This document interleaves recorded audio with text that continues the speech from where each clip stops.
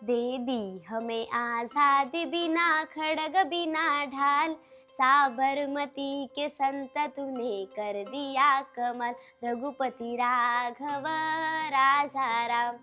या सुंदर भजनात संत असं ज्यांचा उल्लेख केलाय ते एक असे नेते होते ज्यांच्या हातात शस्त्र नव्हते, पण त्यांनी जगातलं सर्वात मोठं साम्राज्य डळमळीत केलं। ज्यांनी जगाला शिकवलं अहिंसेतच खरी ताकद आहे, ज्यांनी सत्याचे प्रयोग त्यांच्या जीवनातून खऱ्या अर्थाने उलगडून दाखवले, ते म्हणजे राष्ट्रपिता महात्मा गांधी।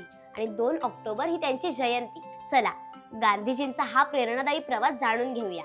नमस्कार, मी शर्वरी आणि तुम्ही पाहत आहात कलाकार दिनविशेष भाग 275, पावर्ड बाय GoPrack.com।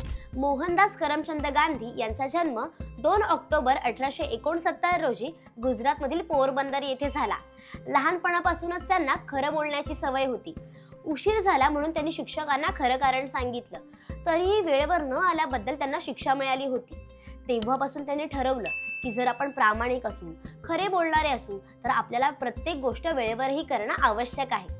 फक्त प्रामाणिक असून उपयोग नाही, तर आपण वक्तशीरही असायला हवे। 1888 मध्ये ते कायद्याचे शिक्षण घेण्यासाठी लंडनला निघाले। त्यांच्या आईने त्यांना खूप विरोध केला। आईला योग्य असे वचन देऊन व तिची समजूत काढून गांधीजी लंडनला शिक्षणासाठी रवाना झाले। त्यांनी त्यांच्या आईला मांस मच्छी न खाण्याचे, मदिरा न पिण्याचे आश्वासन दिले व ते त्यांनी शेवटपर्यंत पाळले। 1891 मध्ये ते वकील होऊन भारतात परत आले।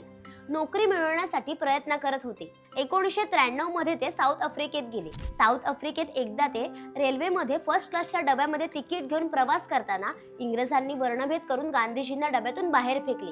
या कृतीमुळे त्यांचे आयुष्य पूर्णपणे बदलले। त्यांनी दक्षिण आफ्रिकेत वर्णभेदाचा लढा लढला। दक्षिण आफ्रिकेत लोकांच्या अनेक समस्या सोडवण्याकरिता मोलाचे योगदान दिले। संपूर्ण व्हिडिओ पाहण्यासाठी आपल्या कलाकार YouTube चॅनलला नक्की भेट द्या।